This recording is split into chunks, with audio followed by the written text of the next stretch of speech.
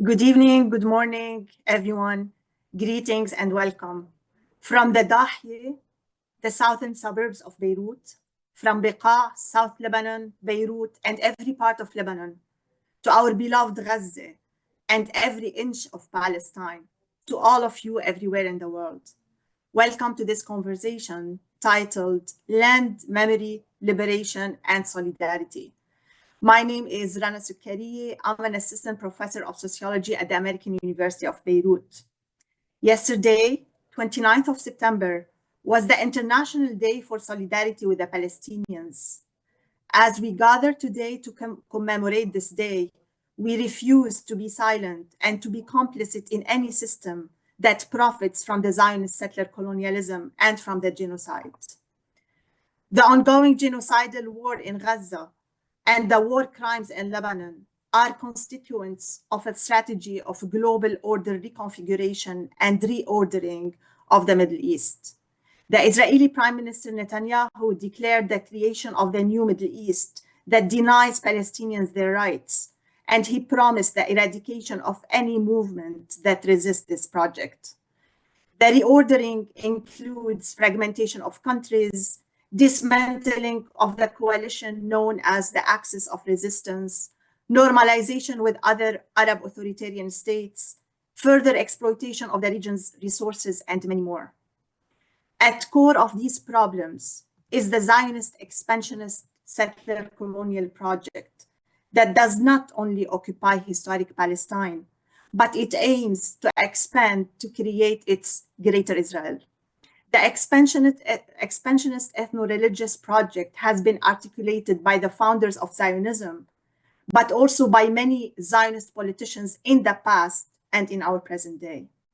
This settler colonialism erases the indigenous people of the land, what we call in Arabic Ahl al-Ard, in order to replace them with the strangers to the land. But the settler colonial project is always faced with resistance movements across the political spectrum. These movements adopt various tactics and strategies. What we hope to achieve in this panel is to discuss the latest development in the region. The genocide in Gaza is still ongoing. The ceasefire in Lebanon came into effect 4 days ago, but Israel violated it 21 times as of 1 hour ago. And northern Syria is again an arena for political violence. We would like to historize the struggle and examine the construction and role of collective memory of resistance in dismantling the settler colonial project.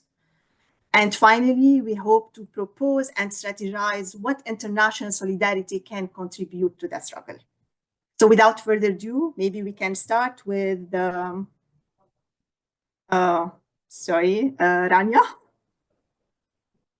Thank you so much. No. Of course. Thank you so much for that lovely framing of what we're going to be talking about here. I am Rania Khalek. I'm a journalist at Breakthrough News, where I host a show called Dispatches. So make sure you follow us on all your social media platforms, including YouTube. And it really is an honor to be beside such wonderful, smart people to discuss a really important moment. I'm of course speaking to you from Beirut, Lebanon, where we just had the cessation of hostilities. And I mean, others may have something to say or mention about this. But, already we all know Israel's violating the ceasefire that went into effect, 3 days ago. Every day they've been firing on Lebanese villagers who've returned to their towns, to their homes.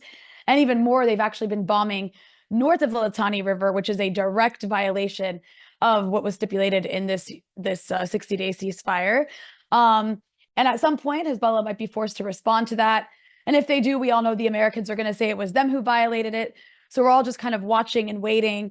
And of course, just like the original 1701 that ended the war in 2006, this new cessation is skewed very much in Israel's favor, with even this bilateral agreement between the Americans and Israelis on the side, where the Americans have basically told the Israelis that they absolutely can strike Lebanon whenever they feel like it and continue to violate our sovereignty here.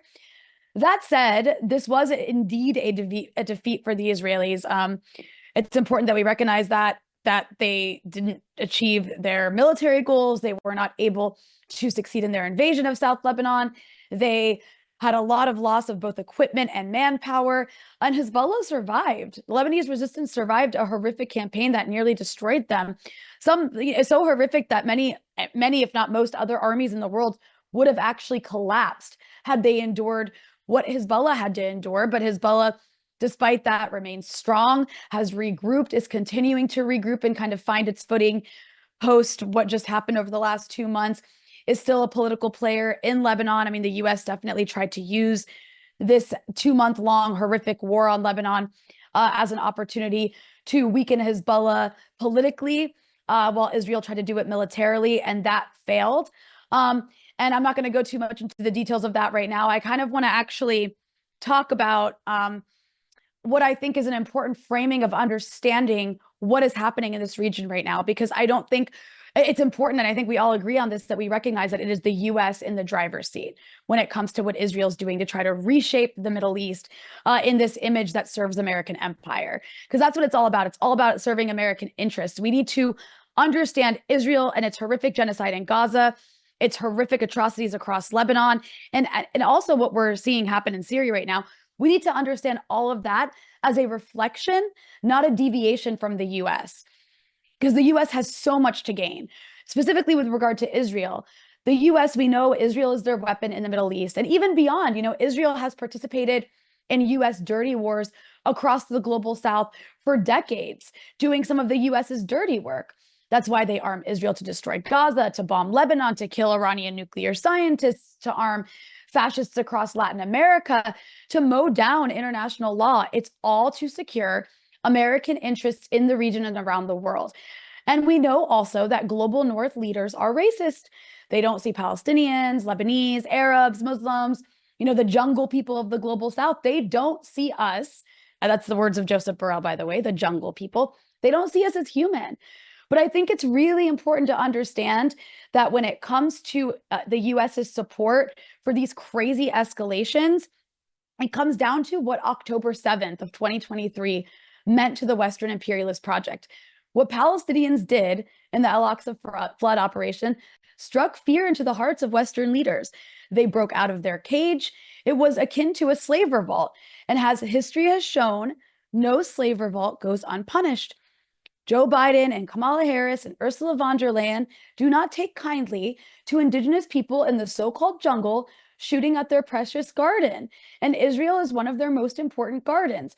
The West is backing the Gaza onslaught, the Lebanon onslaught, and everything else across the region as part of a genocidal drive against the oppressed people of the global South. They're sending a message that this is what happens if you dare strike back militarily against their rotten, colonial, capitalist, hyper-imperialist system. We need to understand Israel versus Gaza as the imperialist West versus the global South. The imperialists, led by the US, have created a world where the small group of ruling elites very effectively steal from the rest of us to maintain their hoarded wealth. And if this system collapses, they lose everything. That's why they sanction over 30% of the world. It's why they overthrow governments that misbehave. It's why they invade and collapse countries. That's why they kill babies and destroy hospitals and create famine. They literally shorten lifespans as a matter of policy. So the genocide in Gaza is a microcosm of how far they're willing to go. I mean, look no further than their willingness to risk nuclear war with Russia and China to see how psychopathic their ambitions are. But just to bring it back, Israel is doing exactly what US imperialists wants. It's attacking any force that fights against US domination in the region. That includes Hamas, Hezbollah, Iran, the Iraqi and Yemeni resistance. And now they're going after Syria once again to close off a crucial supply route for these resistance forces. It's because these forces are at the forefront of refusing to submit to Western domination. They refuse to be slaves to the US, and for that, they're being punished with extreme depravity. And that is going to continue, but the fight back is going to continue. And I know we have, other people have stuff to say, but I just want to say that when it comes to the liberation of Palestine, because of everything I just explained, it's why the liberation of Palestine is a requirement for the liberation of not just the region, but much of the third world, because it would mean dismantling this genocidal apartheid regime that destroys for the US. It would be getting rid of one of the US's most important weapons to get rid of Israeli apartheid. A liberated Palestine means a weakened US empire and therefore a better world. So our futures are all connected, including people in the US who are fighting against their capitalist elite. This fight is the most important thing taking place in the world right now. And just a couple words I want to say on the issue of Syria, as we all kind of wait to understand what the hell is going on over the past couple of days. One thing is certain, there is a reopening of a front in Syria. It's not a coincidence. It happened immediately after the Lebanon front was paused. This is not about dictators. It's not about democracy. We all know it never was, even though there's a tsunami of propaganda saying otherwise. This is about US empire trying to strangle a crucial supply route for resistance to US empire. And anyone denying that is trying to fool and gaslight you. And, you know, I've reached a point, I think many of you might agree, where I have very little tolerance for people who, in the midst of over a year of genocide, want to keep playing this destructive regime change game in our region while smearing anyone who dares to question it. We have to oppose the forces of imperialism, and that includes US and Turkish-backed insurgents trying to destabilize yet another country, again, using the same script in our region. And then the last thing I'll say is we are talking ahead of an incoming Donald Trump administration, and he is going to be increasing the repression against Palestine activists in the US, while also probably increasing the severity and depravity of US imperialism around the world. He's going to work with Israel to officially annex the West Bank. Israel's going to do all kinds of horrors in Gaza to take control of it more than they've already done. So I just want to say to that, when they increase the repression, that just means we have to increase our resistance to it. And that means, you know, in the US context, I know most of the audience watching is probably in North America, that means continuing to push for an arms embargo, staying in the streets, and pushing against funding for the Iron Dome, and maintaining an anti-imperialist stance, no matter what kind of games they try to play in the coming months and years. And I'll end it on that. Thank you so much, Rania. That's an excellent way of ending it, to call people to mobilize and to stand in solidarity and take actions wherever they are in the world. Ghadi?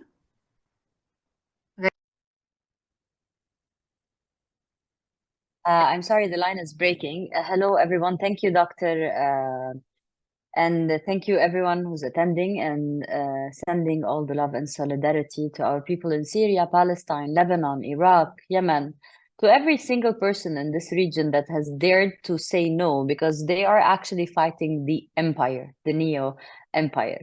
I would love to start where Rania ended, on being proactive, on not sitting silent. It's the most important thing we can do after 1 year of seeing all kinds of laws and ethics crumble in front of our eyes. Today, I just put some notes of what I would like to share in this space with all of you very enlightened people, because we will all share from our experiences. I was thinking, like, for 1 year now, there are new conclusions that should be put out there in the world. The first one is that there is no more international law or international governance. So every time we're speaking about the Lebanese ceasefire, we're talking about a paper that was a result from 1701 that came from the United Nations. Hello, United Nations. We have been watching a televised genocide for 1 year. We have been seeing the ICJ ruling war criminals. We have been seeing video clips done and shot by the actual war criminals out there, and no condemnation, no nothing has been done. We've only see quote unquote tears and worries from designated people left, right, and center in the United Nations.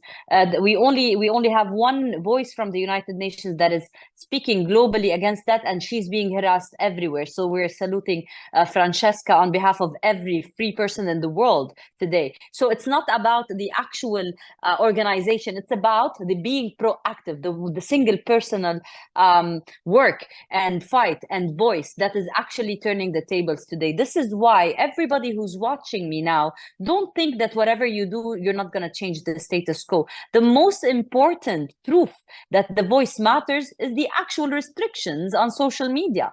Had our voice been useless, they wouldn't restrict our posts, our words, our stories, even if you post a picture of something that relates to one icon or figure in the Middle East, revered by millions or tens of millions. So I think the good thing about everything bad and horrible happening to us now is that we have been the actual sacrifice to show the world that there is no such thing as international law. There is no such thing as human rights. There's no such things as ethics, unless it concerns what Rania just eloquently stated, the global north, or the hoarding, rich, sick, racist governance in the world. So, one, there are no international laws anymore. I would really like for everyone that whenever we're quoting or talking about the United Nations, we have to consider that this is a body that has proved itself useless. They veto every time they want to stop the slaughtering of children, and they veto every time they anybody comes with any kind of initiative for actual peace or justice. Had there been any kind of regard to international law, we wouldn't be here restating the numbers of school. Okay, shall I say it? More than 230 journalists have been slaughtered in Gaza. More than 250 educational centers have been destroyed. More than 50 medical centers have been destroyed. Shelters have been destroyed. All this has happened. Rape.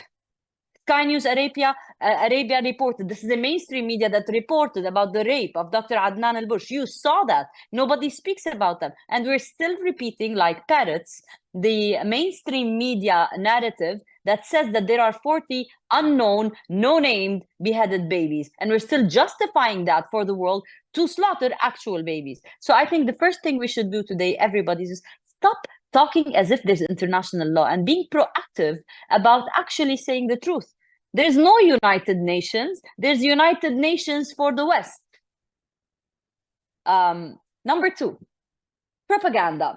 I spoke about in the last idea about Sky News Arabia, and now I think there's something else that is good and happening in the world. The whole propaganda, the whole lie, the whole wave that really controlled and told narratives about September 11 and told narratives about the war on Iraq and Afghanistan.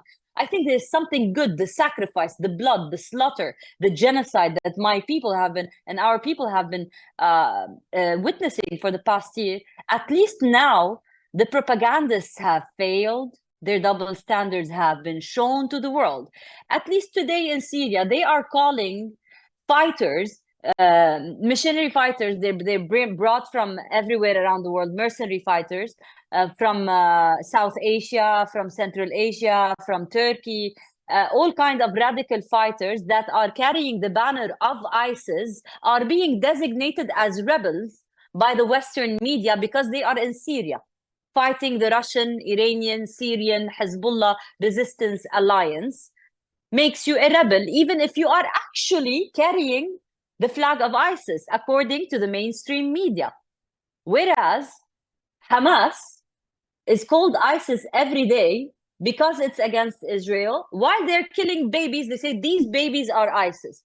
So you have been watching that propaganda. The people in Syria slaughtering, actually televising, slaughtering people, beheading people today. We have seen these videos in Aleppo today. These are being called rebels by the same media that justified killing Hind Rajab, by the same media that did not say a word about the assassinations of doctors and the raping of prisoners of war. So I think this is also something good. The failure, the ongoing massacre made it very obvious that there's no more regard to international law. And number two, the propaganda doesn't work. We all know your double standards today. So I think it's time to talk about a new fight in the world. They are in denial. Let's stop denying. We both know there are some people who are racist enough to support killing of children and who don't care about human rights unless it is aligning with their agendas. And I think the fight is not between alliances today. It's between people who want to say the truth and to stand ethically in one condition to everything that happens around the world, coming from one ethics value system, which is the law of life. The right to live, the right to education, the right to your land. And there's another group of people who thinks they're more entitled than others because of color, race, money, entitlement, and so on. So the third point I had put here to speak about briefly, but hopefully clear enough, Lebanon, Palestine, and Syria. I'm sorry, I just remembered that I forgot to introduce myself. I'm my name is Rania Francis, and I'm a war correspondent and an author and a journalist. And I speak a lot about Lebanon, Palestine, and Syria, and Yemen, and Iraq, and Iran, because I visited these countries. I've reported from these countries over the past 15 years of my life. I've entered Gaza through the Rafah tunnels. I've been to Lebanon's southern borders countless times, and I have a book that is published about the early uprising turning into civil war in Syria. Lebanon, Palestine, Syria, and Iraq. We are still living the consequences of a treaty signed by two imperialist powers, Britain and France, after the World War. They chose that this region that they confiscated or they won over from the Ottoman Empire, so we were occupied by the Ottomans or ruled by the Ottomans, and then the French and the British won the war, so they took us from them, and they chose to divide us in a certain way to make it easier for them to govern us. And there was the Sykes-Picot Treaty, which you all doctors know. So this Sykes-Picot Treaty, to all the viewers and people watching that later on YouTube and Instagram, it cut out Lebanon, Syria, Palestine in ways and shapes and governances, and also they ruled it. The British mandate ruled Iraq and Palestine, and the French mandate ruled Lebanon and Syria. But it didn't really change. The people of this land at the time said that this division would only result in migrations, in wars, and in famines. This is according to King Crane mission that was sent by the United States of America to actually ask the people of this region whether they want to be divided or not.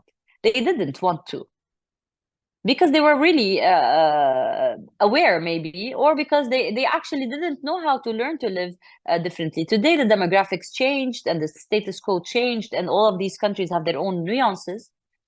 But in general, their shared destiny did not change. Their shared interests did not change. Their shared cultures did not change. And obviously, their shared enemy, the imperialist, colonialist, racist, supremacist powers, did not change. What changed is that the shape of their hegemony, ever since 1948, took a form of Israel. They formed Israel. They brought Jewish migrants from all around the world, and they put them in Palestine after confiscating land, and they weaponized them and they radicalized them. And this society actually is the human shield for all the hegemony of the West. The Jews of the world that are being brought to Palestine are the actual human shields of the American hegemony in the world. They are being killed here because of America. So when we want to talk about human shields, a human shield is a human that is brought from Manhattan all the way to Palestine to take someone's land. That is a human shield. But a child that is sitting in her home in South Lebanon, that is an indigenous child that you are slaughtering. So let's re-identify the designations here after all that time. Lebanon, Palestine, and Syria were divided, and Israel was formed on the blood of people. You know, doctors, more than 750,000 Palestinians have been forcibly occupied. They've been forcibly displaced from their country, and an exodus took place in Palestine, and it goes on. So now this international law that we already spoke, that it fell, it just crumbled, it gives these people the right to fight the occupation. And they fought the occupation throughout this 80 past years in different shapes and forms, and the demographics developed, and the alliances developed, and an Islamic Republic against Israel took over in 1979 in Iran. So a very big nation became also an ally to these countries. And then this nation that makes weapons maybe made it even more powerful. These resistance groups that used to fight in small or middle kind of weapons were enabled, were empowered enough, were given rockets, ballistic missiles, and also the ideology, the Islamic ideology, took them places in terms of recruitment, ideology, fight ethics, that wasn't really there in the 80s or in the 60s, when nationalists and socialists were the resistance groups. I mean, we all know, if we want to look at the psychology of the war, we all know that religious psychology, religious ideologies could really serve more in terms of fight, because when you believe in something greater than you, your sacrifice becomes sacred. But it's not about that in this land. I think it's more like the Islam or the ideology is like the bicycle or the tool or the means that this people rode to get here. And when this ideology doesn't fight the occupation, they would change it.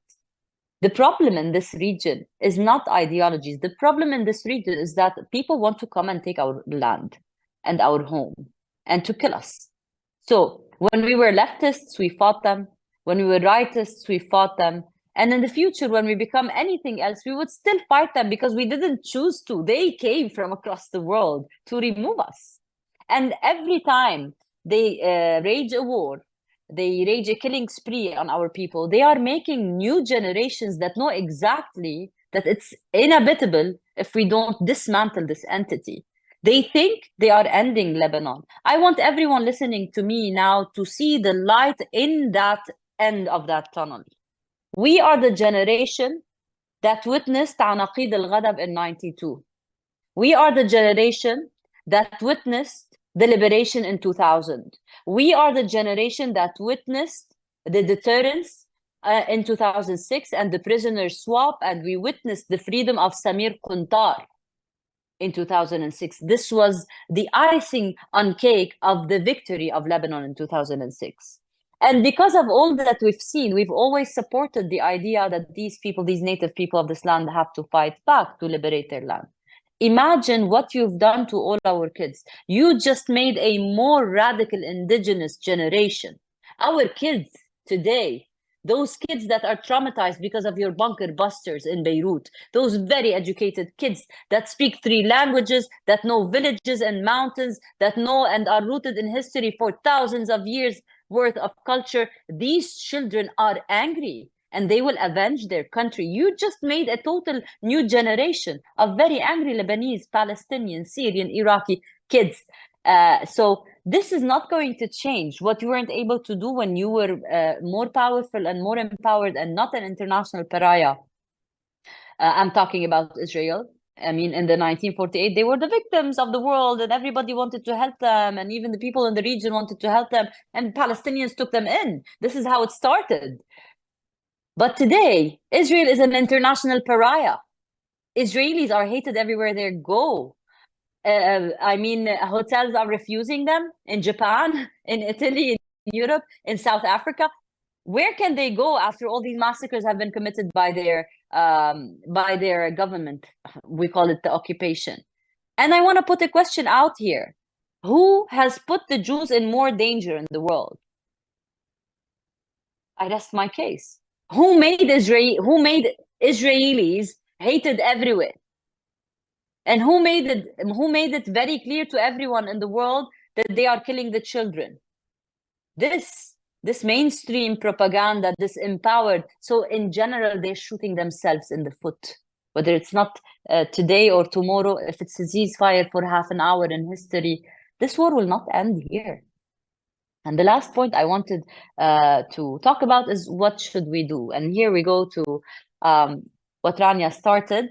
And I actually have very simple, very straight methods. There are probably more methods as well. The whole point, I think, after 1 year and few months now, and after 80 years, I mean, and especially for us in Lebanon, we've been sold this narrative about the war in Syria, about the war in Lebanon, about the assassination of PM Rafiq Hariri.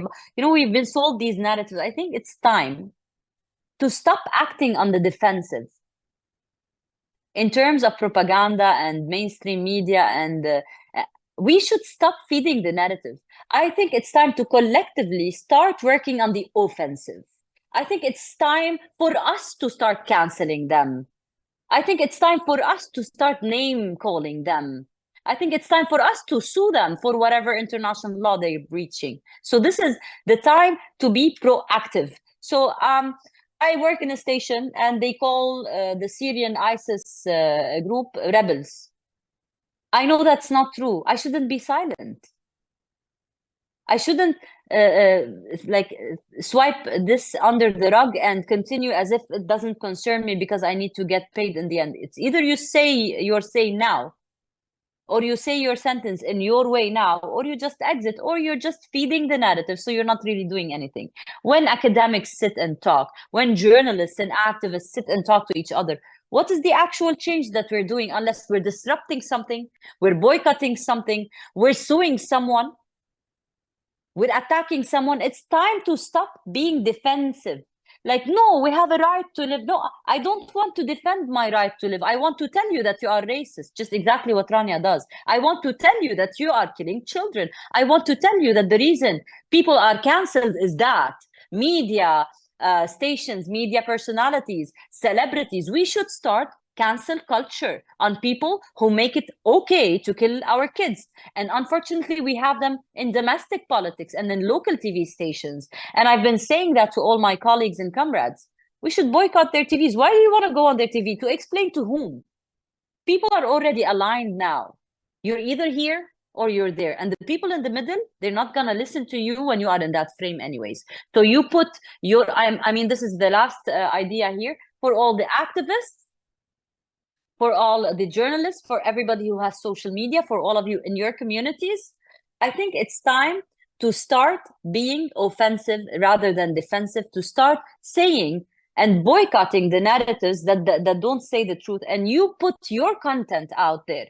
You don't need to go on CNN to put the narrative to send it to Americans. You open your YouTube channel and put your narrative out there and let it be in that space. Don't feed the narrative anymore. We should stop being on that narrative, being in these shows and in these TVs, and making our own narrative. And I'm not speaking about everyone. There are always it's not fair to generalize. There are some arenas and there are some debates that actually are important and are watched and people listen to, but we can always filter these out, and we can always be empowered enough to make our own narratives and our own media and to spread it at least to our people.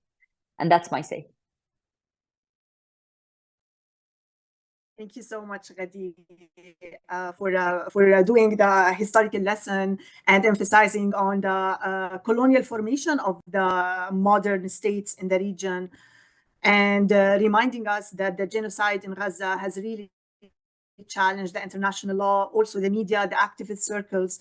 And so it's very important to keep up the discussions and to think about the proactive ways of how to move forward and how to build solidarity. I need to emphasize that, you know, the genocide on Gaza, as Ghadi mentioned, has created a new generation, a generation whose political consciousness have been shaped by the genocide on Gaza. Exactly like Ghadi mentioned, that our political consciousness have been shaped with all the Zionist atrocities in our region. So maybe we can move to Jamila. Jamila, can you please introduce yourself very shortly? And thank you, Rana, and everybody for being in conversation with me here today. It's really quite an honor, and also very exciting to cross the media, academic arena and have this conversation together. I'd also really like to thank all of my family who's sending me many messages that they're watching, my Aunt Samar and Fatme, my cousins, my mother, all of whom I feel myself first and foremost accountable to as well. I speak as an Arab woman from South Lebanon, born and raised into the anti-Zionist struggle, a struggle that I have always chosen over and over and over again to be part of. I'd like to begin by thanking the martyrs and all of those who sacrificed so that I could be alive today, so that all of us in the South could be alive, so that there could be such a thing as an us. It's a great achievement. Ghadi spoke of being born as the generation of Anakid al-Ghadab. I recall that well. Spoke of being the generation of the 2006 victory in which an Arab force overturned the Zionist army in a way that was pretty, very much unprecedented. And I'd like to add to that the victory of 2006 was a victory of blocking the project of what's called Greater Israel. And I want to come back to that as well. But to be born myself in 84 was to be born into a very dark and difficult period in the history of our struggle against the Zionist project. It was to be born into a moment in which there was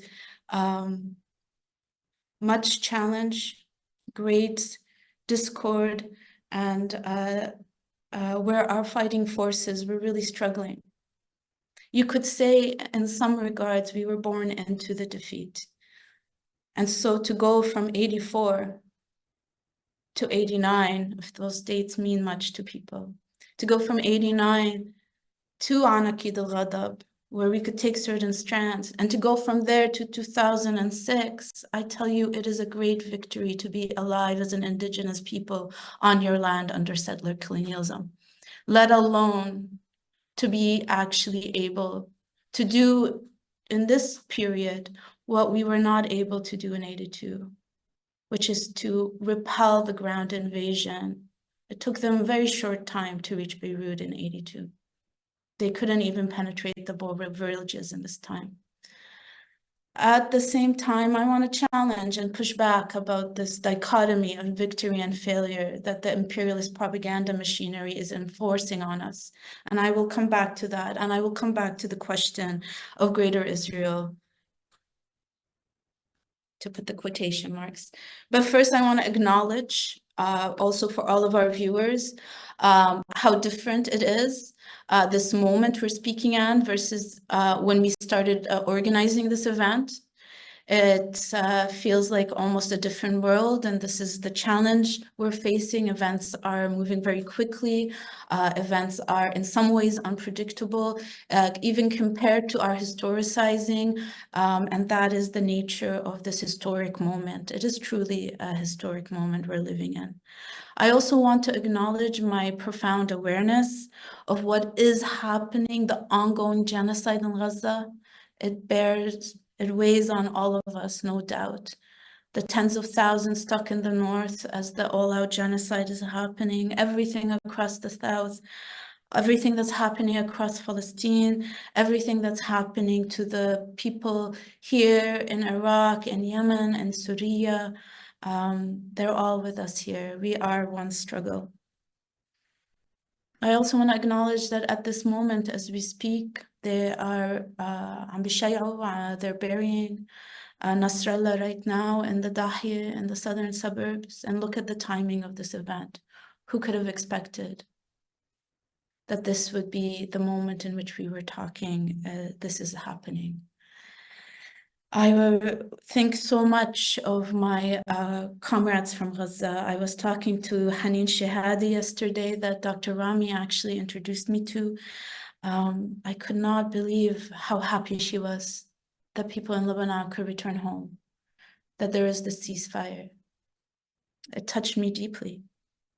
I almost cried. And she said, you know, a bunch of us who come and go through Beirut, we're thinking of putting together a Gaza brigade to help clean up and rebuild Beirut. It was incredible. I've received so much messages of joy from people in Gaza and Palestine, personal networks. It's really, truly humbling. On the one hand, there's much that's being said about what this ceasefire means for Gaza and Palestine, and I hope we can speak to that. But on the other hand, I also heard in their kind messages and their loving messages, also a sense that what it means to have compelled this ceasefire on the Zionist state, what it means to see people return home, which again, I heard echoed when people discussed 2000, the liberation and victory in 2000, and how it creates imaginaries for future returns and liberations.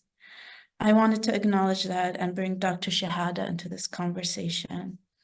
I also want to echo Rania's and Ghadi's very important point that we have to move beyond this idea of saying that the US state supports or helps or doesn't or puts pressure on the Zionist state.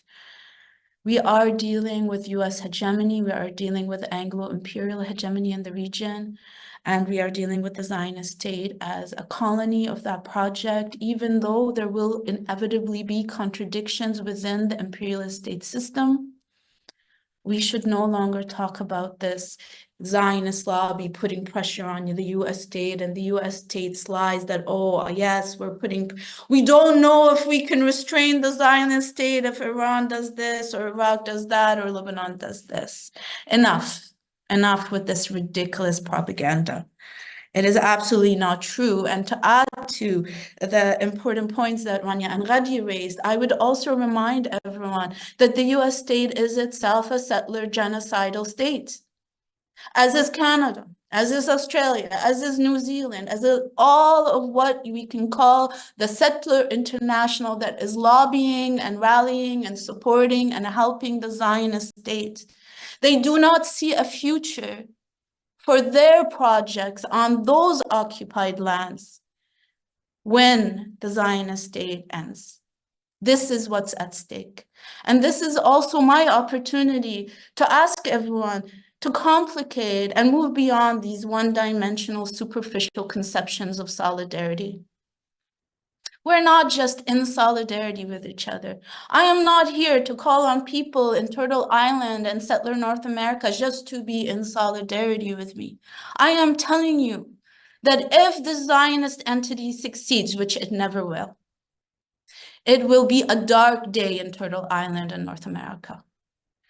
That by holding the fort in Palestine, the tremendous steadfastness of Palestine is a great gift to not only the people of Lebanon and the region, but to all of the people of Asia, all across the global south and the third world, as Rania said, but also all of the fighting forces, oppressed, indigenous, racialized Black people in Turtle Island. Imagine what it means that we let this happen.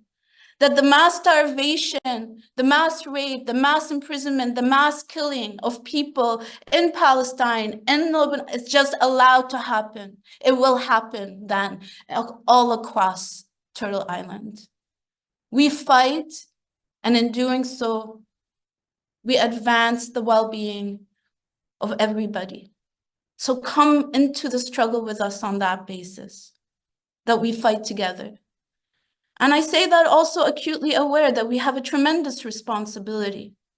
I feel a responsibility as an indigenous person of South Lebanon to make sure that the evils that are brought and imposed and nourished on our lands are not allowed to extend elsewhere.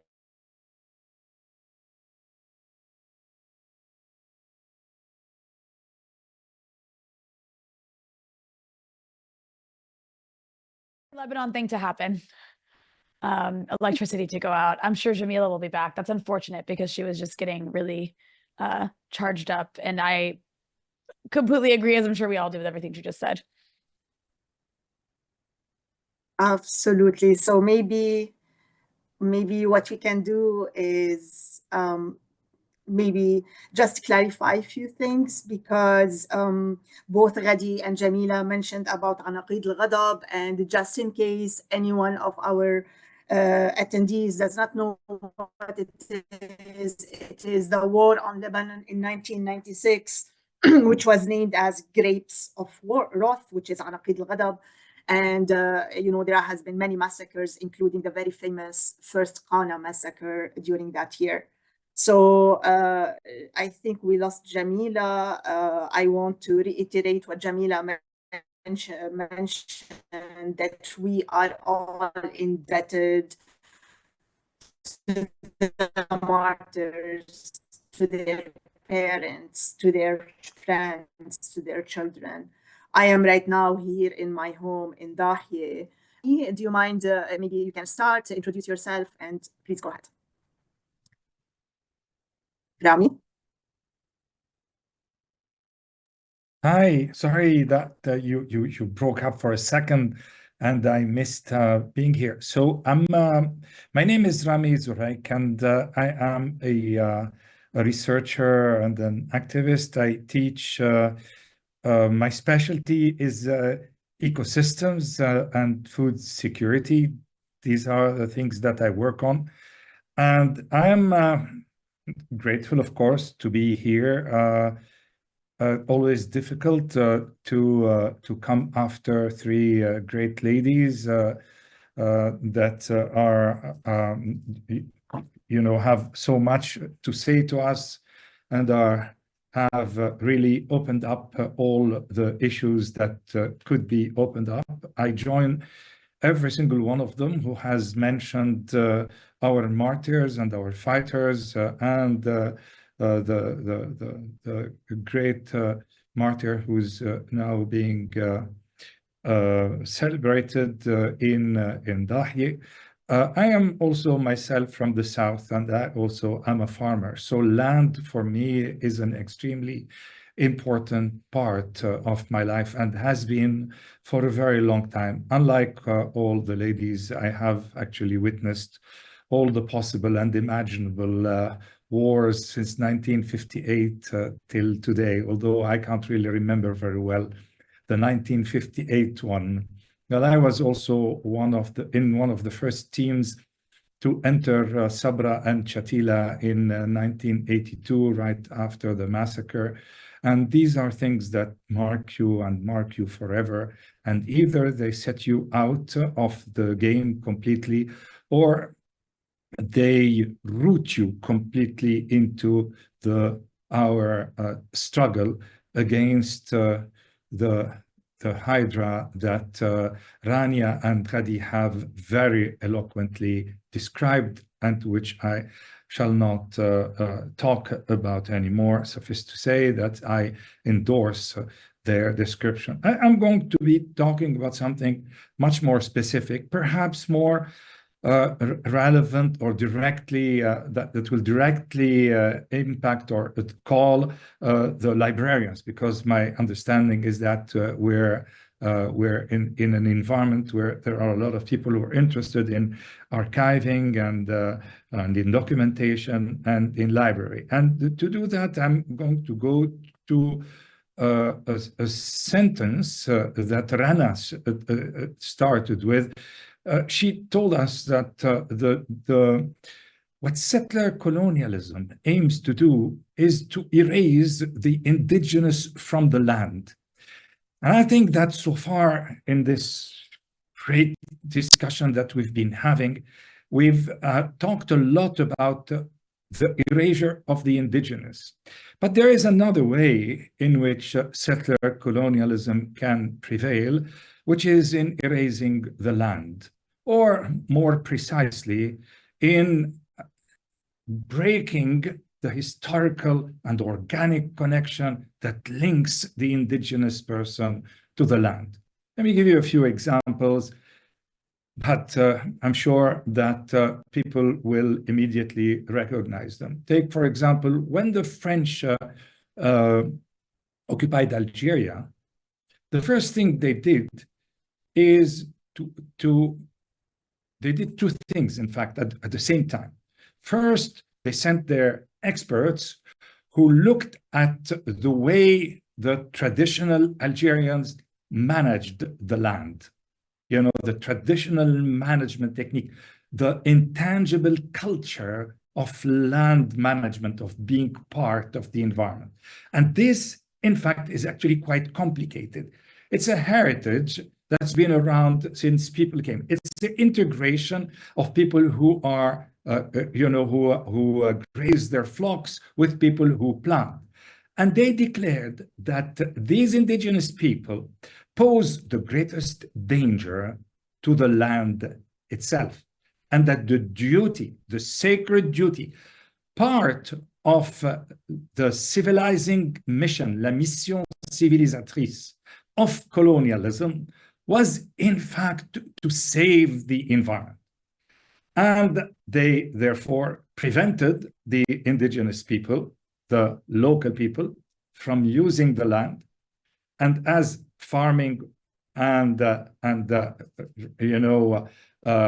pastoralism was their main work, this was tantamount to a death sentence.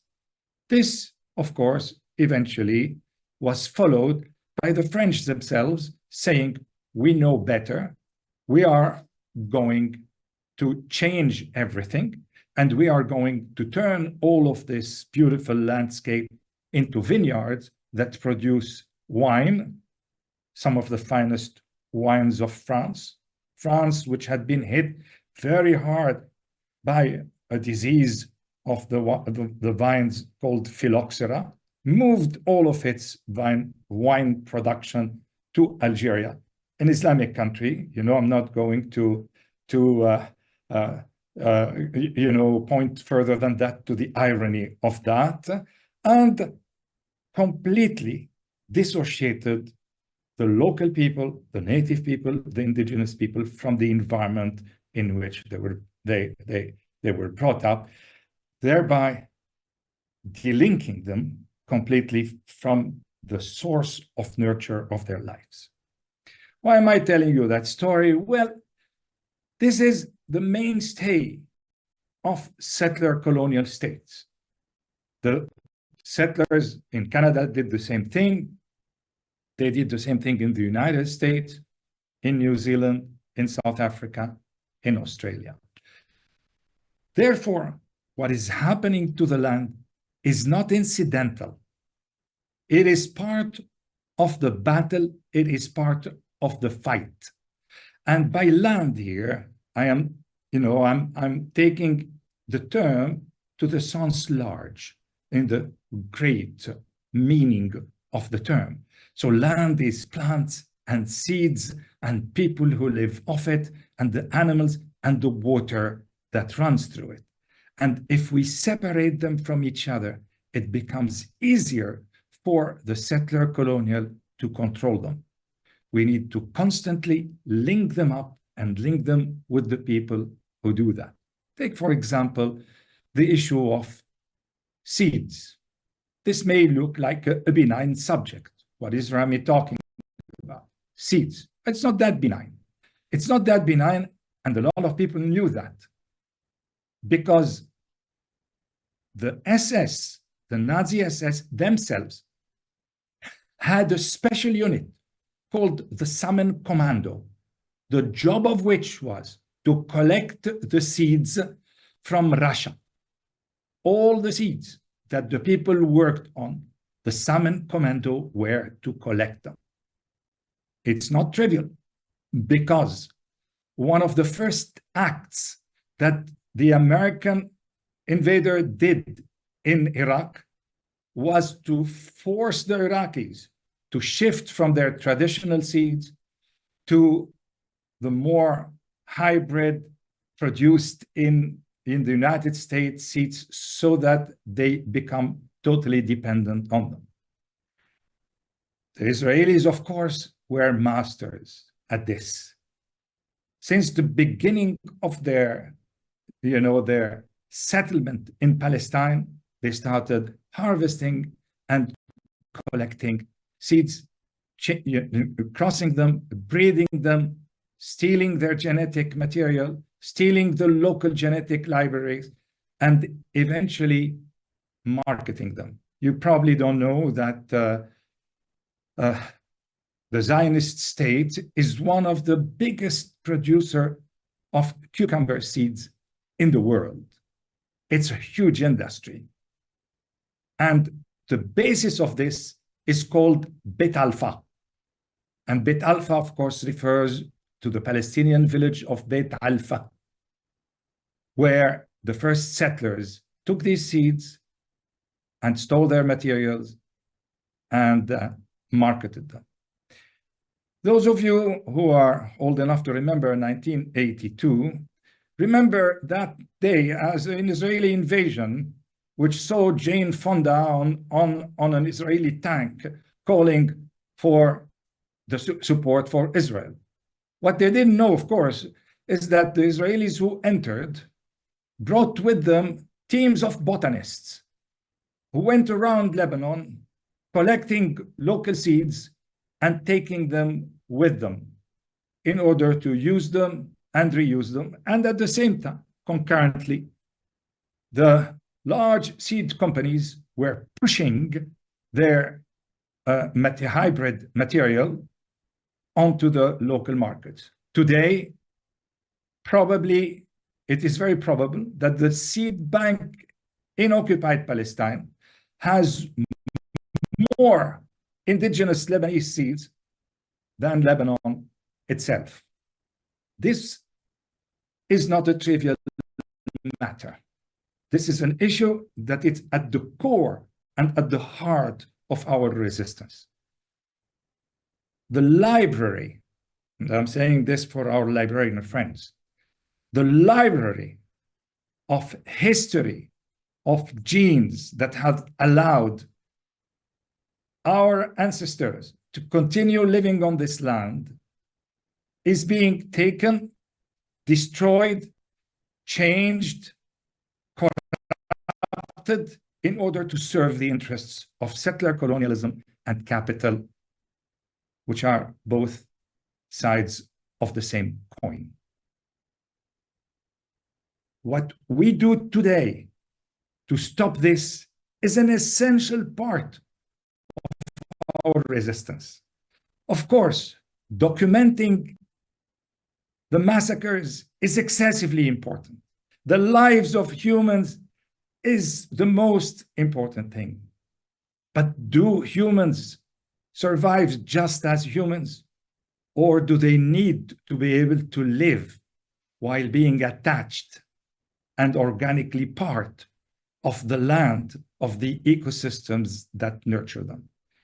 If these are not protected, if these are not documented, if these are not archived, then there is very little chance to win only by the force of arms. This is the job that we do. This is the job that I do, and I wanted you to be part of it for a brief moment. I will stop here. Happy to take questions later.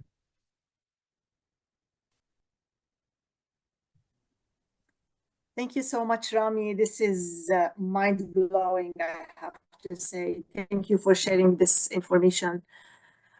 So resistance, as Ramy told us, is not only about documenting massacres and killing the occupiers, but it's also reclaiming our land, our ecosystem, our seeds, and de-link our dependency on the multinational, mainly Western multinational companies that just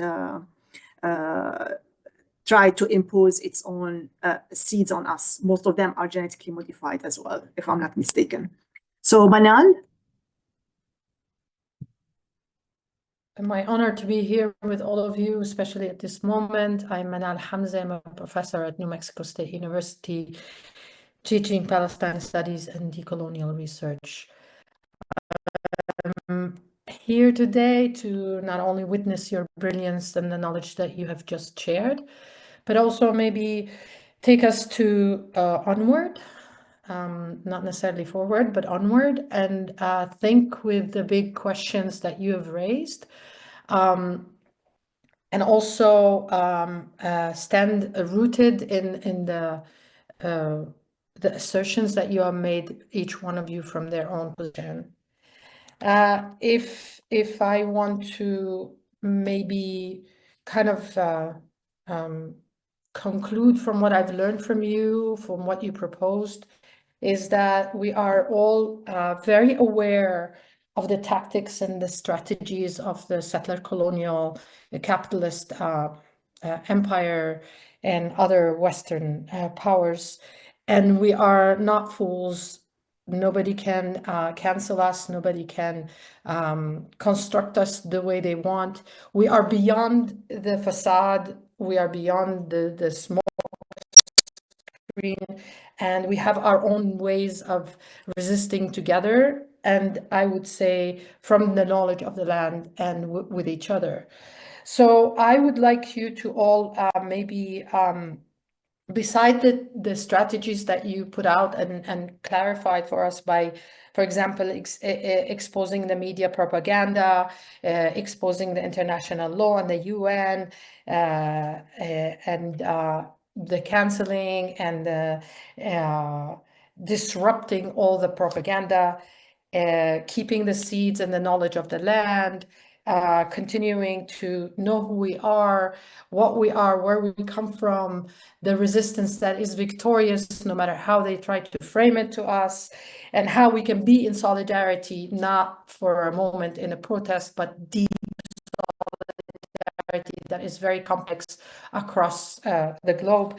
And also feeling and doing our responsibility to stay together, listen to each other, and also learn from each other's lived experiences, especially from those who are fighting, dying for the cause. So I would like to just close with your also wisdom again of what you want to gift again, one tactic that we need to be very indulged in at this moment so that we don't lose sight of this momentous historical moment of resistance and exposing and friggin' delinking and dismantling the empire. So would Rania please start giving us like the gem of what you want us to leave with? So I can't say one tactic because I mean, and maybe others can. Because I don't think everybody's capable of the same tactic. I think that everyone needs to do what they can bring to the table. If you are someone who has deep pockets, donate your money to activist organizations, to independent media, to humanitarian, I don't know, like organizations that are helping to displace. Like, use what you have to tell the truth, stand up against the truth. And if you work at a lying media outlet, speak out about it or freaking resign. If you are somebody who feels really alone and helpless and hasn't gotten involved, that's the problem. You can't do anything alone. Join an organization, join a meeting, go to a PSL meeting, go to an Answer Coalition meeting, go to a Code Pink meeting. If you're in New York, go to the People's Forum, which is live streaming this right now. Go out and join people who think like you to do stuff, because there are organizations who are doing things. Join PYM. There's all kinds of campaigns taking place across the country that are trying to get more creative about what to do. And the repression from Donald Trump's Justice Department, once he comes to power, is going to be really extreme. They have people, in the crosshairs of who they want to go after. They want to strip nonprofits of their nonprofit status to try to bankrupt them. A lot's going to be happening. So get involved. If you're on a campus, go to an SJP meeting. You got to up the resistance, like everywhere possible. You cannot do it alone from your home. I know people are busy. I know they have jobs. I know they have kids. So again, you need to do what you can in your capacity. If you're someone who doesn't have time to go do the collective stuff, talk to everyone around you, talk to your coworkers, be posting about it on social media, talk to anyone whose ear you have. All you people in the white suburbs, talk to those white suburban moms. Once they know the truth, they get really passionate and they don't leave their Congress people alone.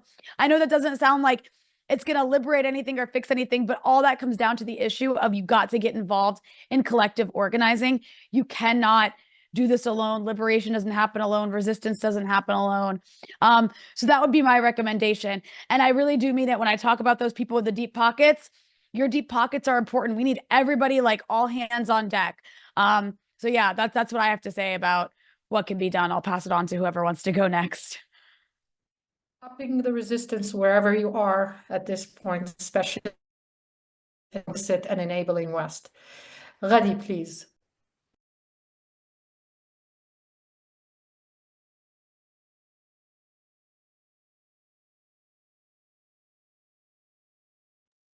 Okay, I'm sorry. I would endorse everything that Rania was mentioning, especially for the people in America and the activists from abroad. But speaking to everyone who's everywhere, I think it starts with enlightening the people around you. In case you find yourself incapable of joining an organization or giving money, donating money, and you're not in media and you're not in academia, and you could still tell the people around you at least about boycott, at least about the importance of that, or at least say the true narrative and list the new things, or you can educate yourself more to to not be a bystander as a genocide is happening. This the least you can do as a human. I think putting small milestones and small targets makes it easier for everyone.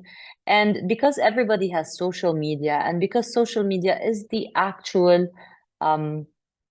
substitution to the mainstream media, it's very important that people who are not in actual media do utilize their platforms. And I'm talking, even if you have your Facebook and you have your 100 friends plus on Facebook, putting something out there, getting it out there is also making a change. And sometimes it's more important because the big accounts like Rania and mine keep on or BTN, Breakthrough News, or Palestine Action, or all these, they're always being flagged and restricted. So sometimes just every voice matters and every word of mouth matters. It is important for us to dismantle the narrative and also to stabilize our survivor's guilt.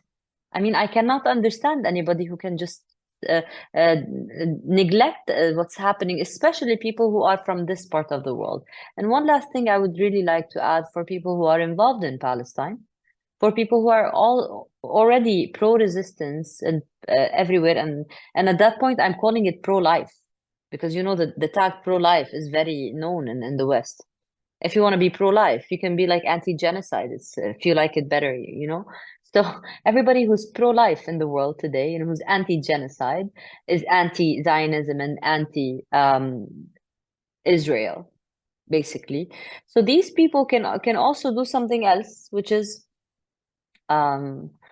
support the actual idea that the racism will not prevail. You don't really need to be involved in the details of this struggle. You can be involved in fighting the empire. It's not only about us. We are the sacrifice, but it's a threat to humanity. It's a threat to the ecosystem, as Dr. Ramy was. I mean, look at all these white phosphorus bombs that are being thrown. I'm just looking at footage from Jabalia, the way the people are being killed in unknown shapes and forms, the ecocide, the educide, all these things. So at least you can to start fighting the empire, and it would lead to the dismantling of this rogue entity in the Levant and in West Asia and in Palestine in particular. Thank you, Ghadi. Yes, educating people and working for small milestones is also one important tactic. Rana, how about you? Yeah, thank you. I think I will be just reiterating what everyone was saying. I think it's super important to just remember that our struggles are interconnected. In case you are in the USA, Canada, or any Western country, you have very high student loans, or you are unable to afford to go to the hospitals because the money has been spent on bombs that's coming to kill us. So this, you can see, it's not that our struggle is very far away from you. Actually, our struggle is just in your own neighborhood, and start in your own neighborhood at the local level, then later at national level, then later at global level. Everything counts. Every small act counts. Thanks. Thank you very much, Rana. All struggles are connected for sure, and many people are recognizing that. Ramy. Of course, as you should have started with me, though. I feel like I'm a little bit left with not much to say after Rania and Ghadi and Rana. It's but let me just focus on something. So I'm not sure it has been said. So if you're not in one of our countries in which supporting the Zionist entity is illegal, like Lebanon, for example, I would encourage you very much to join the boycott movement, the academic boycott. If you're academics, it's very easy to say, I won't be on the same panel or in the same room. It may be difficult, for some of us. But if you really are concerned and wanting to do something, this is a level at which you can actually do something. The second issue is really, I mean, that's been said, but I want to just make that point.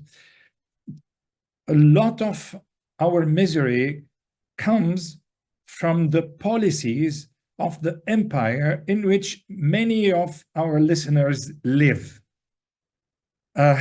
This is very often a lot of well-meaning people who live in the empire want us to change. You should be doing this, you should not be doing this, especially people on the left, and I mean, why haven't you had your socialist revolution yet? And, and how all of that. And saying like, point number one is please stop doing that. Point number two is please do have your socialist revolution. You have our support. We would absolutely love it to support you. Don't support us in our socialist revolution, except through kind words and through your media. But please do engage in regime change at your end of the world, because it's your side of the world that is causing all of that in here. And that's what I have to say. Thank you. Powerful, Rami, powerful. Thank you very much. Yes, delegalizing the support of militarism and, of course, the so-called State of Israel is a necessary move in the heart of the empire. And also a regime change is something that is welcome for sure.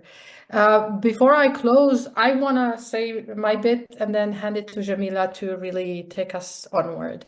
I want to, as a pedagogue who works from the land, and my pedagogy is centered on liberation, is to offer that we need to continuously name the logics and the practices of the empire in its coloniality and modernity, so that we can delink ourselves from everything that have been fed to us throughout the years, inside the empire or outside it.